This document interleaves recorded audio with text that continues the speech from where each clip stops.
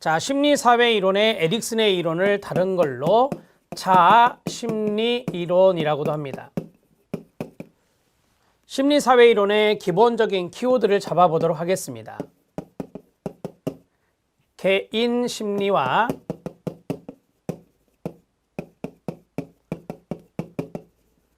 사회 문화적 요소를 강조합니다.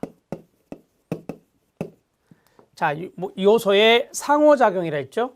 그래서 이것을 이중적 과정이다 말할 수 있습니다. 심리사회 이론은 자아를 강조합니다. 발달 단계를 전생애로 구분했습니다.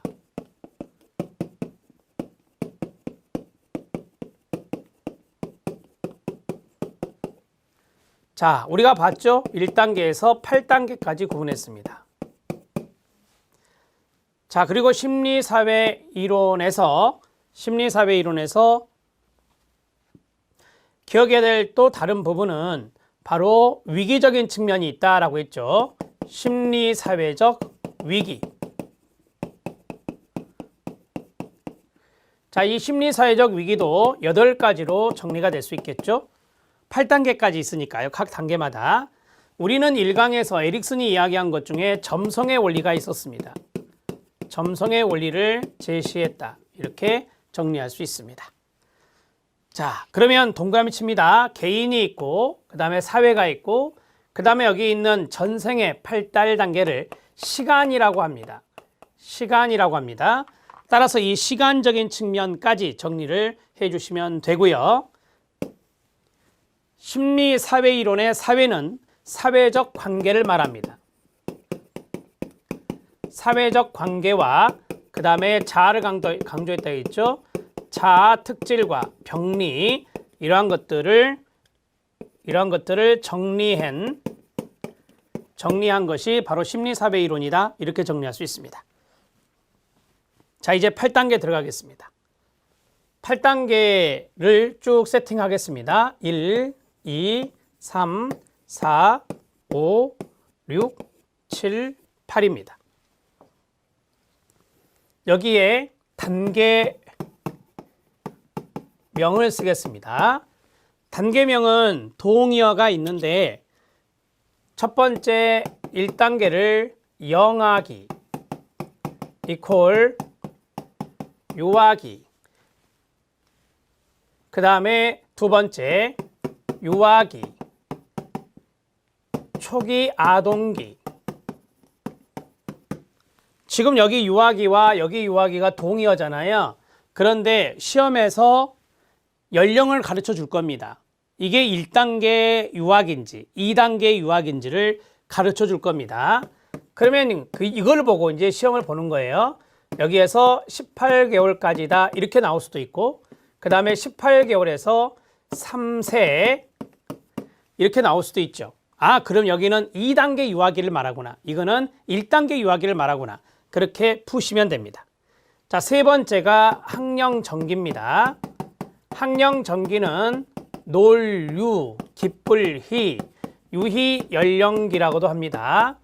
3에서 6세가 되겠습니다. 자, 그 다음에 학령기입니다. 학령기는 아동기와 동의어가 됩니다. 대개 초등학교 시기라고 생각하시면 된다 했습니다. 자, 그 다음에 청소년기입니다. 청소년기는 티네이저, 13세에서 20, 거기 나온 대로 할게요. 2세, 즉 대학생 정도, 중고대 이 정도 됩니다. 그 다음에 청년기가 있는데 청년기의 동의어는 바로 성인 초기라고 말할 수 있습니다. 자, 청년기 성인 초기는 35세 정도까지, 22세에서 35세 정도까지고, 그 다음에 중년기, 인생의 황금기인 중년기를 장년기라고도 합니다. 긴 장자를 쓰죠. 35세에서 64세 미만까지를 말하고, 우리는 노인들을 보통 65세 이상이라고 말하죠. 자, 이렇게 이제 정리할 수 있다. 지금 단계명과 그 다음에 연령까지를 딱 구분했어요. 자, 이제 발달과업, 심리사회적 위기, 이걸 보겠습니다. 여기는 제가 가르쳐드린 대로 두 문자 암기법으로 하시면 됩니다. 발달과업, 위기, 신, 불, 자, 수, 주, 죄, 근, 열. 청소년기는 정, 역. 무슨 말인지 알죠? 정체감 형성대 역할 혼란입니다.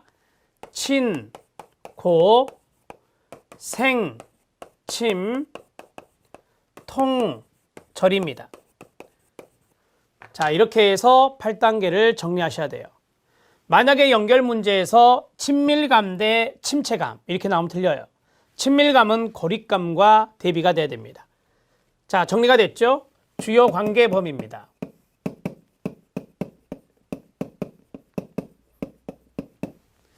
자, 주요 관계 범위는 점점 넓어진다라고 했습니다. 자, 주요 관계 범위의 첫 번째는 엄마입니다. 두 번째는 부모입니다. 세 번째는 가족입니다. 여기 네 번째 붙어서가 중요할 수 있습니다. 네 번째 붙어서가 중요할 수 있는데 학년기는 이웃, 학교입니다. 자, 이웃이 들어간 이유는 되게 고학년, 4, 5, 6학년 때 친구 집에 잘 놀러 가죠. 이웃이 이 아이의, 이 학년기 아동의 관계 범위에 들어가게 되는 겁니다. 학교는 두말할 나위 없고요. 그 다음에 또래 집단이 청소년기인지는 다 아실 겁니다. 청년기입니다. 청년기를 잘 생각해 보면 사랑하는 사람을 만납니다. 그 다음에 동료, 직장 동료, 직장을 잡아서 직장 동료가 생깁니다. 우애입니다. 그 다음에 경쟁도 합니다. 사랑, 우애, 경쟁 대상자가 여기에 해당될 수 있다. 이렇게 보시면 됩니다. 자, 그 다음에 중년기입니다. 중년기는 직장 동료가 있겠죠. 많은 시간 직장에서 생활하기 때문에. 그 다음에 저는 중년기입니다. 위에 노부모가 계시고 아래 자녀들이 있다. 확대가족, 3세대 이상의 확대가족이 됩니다. 그 다음에 인류와 동족, 죽음을 앞둔 시기에 사회관계 범위는 아주 보편적인 관계 범위, 인류와 동족이 되는 게 노년기가 됩니다.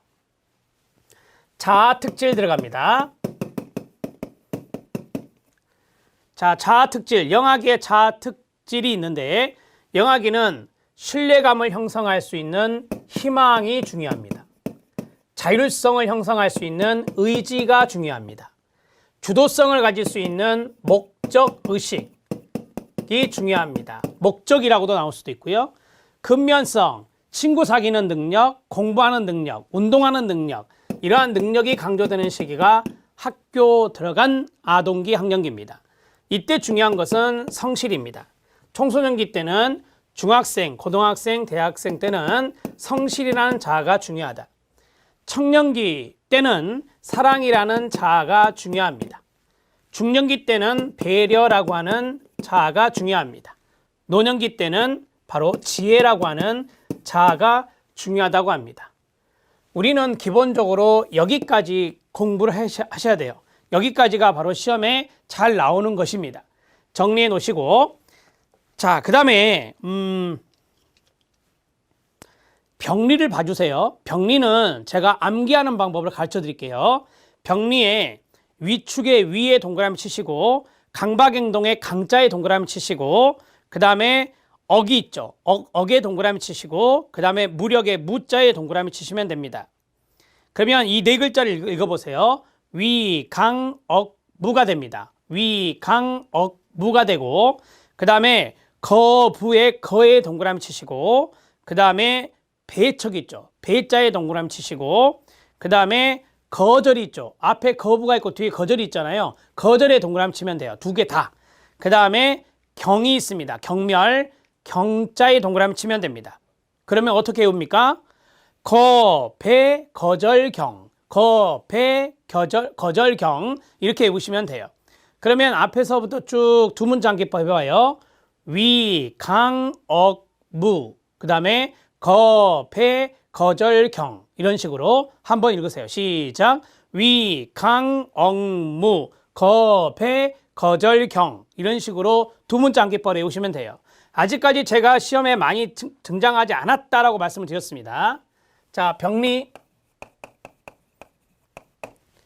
자, 이 병리는 바로 이제 이쪽에 있는 것과 조금 대비되는 거겠죠. 여기는 긍정적인 자아 특질이고 여기는 부정적인 병리가 되는 거니까요. 위, 강, 엉, 무, 거, 배, 거절, 경 이런 식으로 외우시면 된다. 자, 이해되셨죠? 우리가 이제 위는 그 위축이라는 말이 있습니다. 희망과 좀 이렇게 생각을 하시면서 해보시면 위축, 그 다음에 강박행동, 그 다음에 억제, 그 다음에 무력, 그 다음에 거절이 있고 여기는 거부가 되고요. 그 다음에 배척, 그 다음에 경멸이 된다. 자, 이런 식으로 해서 빨간색의 두 문장 기법을 외우시면 될 것 같습니다. 자, 에릭슨의 이론을 쭉 정리해 드렸습니다. 에릭슨의 이론에서 여기 있는 1단계부터 5단계까지 이것과 연관성이 있는 프로이드는 이건 안 쓰셔도 됩니다. 구, 항, 남, 잠, 생이다. 이렇게 이제 정리할 수 있다 이거죠. 그래서 도표에 보면 구항, 남, 잠, 생 5단계가 이렇게 쭉 정리가 되어 있는 거죠. 여기는 이제 애착이라는 게 중요하겠죠. 여기는 배변 훈련이 중요할 수 있겠죠. 네, 학령전기 때는 주도성, 어떠한 목표 의식을 갖고 주도적으로 할 수 있는 그러한 분위기가 중요하다. 그 다음에 이 학령기 아동기 때는 학습 능력, 대인관계 형성 능력, 능력이 중요하다. 청소년기 때는 자아정체감을 형성하는 게 중요하다. 이런 이야기를 바로 에릭슨이 했습니다. 자, 여기에다 한 가지만 더 쓰고 마무리합니다. 청소년기 때 청소년기 때 자아정체감을 형성하기 위해서는 충분히 위기 경험을 할 수 있는 기회를 줘야 된다. 그래서 심리사회적 유예기라고 심리사회적 유예기라고 에릭슨은 지칭을 했다. 이렇게 정리해 놓고 심리사회 이론을 마무리합니다. 자, 다음 이론이 분석심리 이론입니다. 칼 융의 이론입니다. 여러분, 이 칼 융의 이론은 우리 시험에 많이 등장하지 않습니다. 그래서 여러분들이 개념 정도 잡아주시면 될 것 같다라는 생각을 합니다. 융의 분석심리학과 지그문트 프로이드의 정신분석의 기본적인 차이는 첫째, 동그라미, 리비도와 관련이 있는데 프로이드의 리비도는 성적 에너지, 성적 본능 에너지라 했고요. 융은 일반적인 생활 에너지에 가로치면 돼요.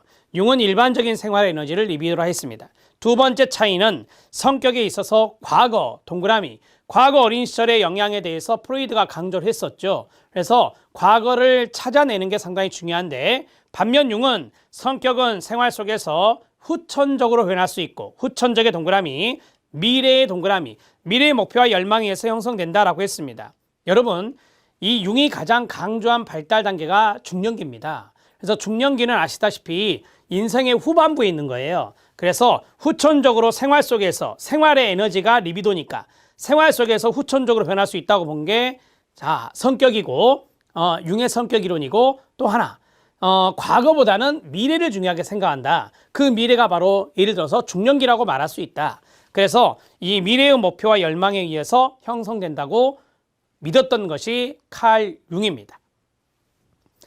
자, 그리고 또 한 가지 말씀드릴게요. 지그문트 프로이트는 남성성에 가까운 이론이었어요. 그래서 페미니스트들에게 비판을 많이 받기도 했어요. 자, 그런데 융은 인간의 양성성을 이야기하고 있습니다. 그 양성론적인 입장을 갖고 있는 게 융인데 대표적인 개념이 아니마와 아니무스예요. 남자에게는 여성적인 특성이 있다. 또 반면에 여성에게는 남자의 특성이 있다라고 하는 건데 남자의 여성적인 특징을 아니마라고 하고 여성의 남성적인 특징을 아니무스라고 이야기해요. 이게 개념에 나오는 겁니다. 자, 한 가지 더. 지그문트 프로이트는 정신의 구조를 의식, 전의식, 무의식이라고 했었죠. 근데 융은요, 융도 정신의 세계를 세 가지로 이야기합니다. 첫 번째가 의식, 두 번째가 개인 무의식. 여기까지는 프로이드 이론과 같은데, 자, 융의 이론에서 특징적인 게 바로 집단 무의식입니다. 집단 무의식. 집단적으로 갖고 있는 형성된 무의식을 집단 무의식이라고 생각하시면 됩니다.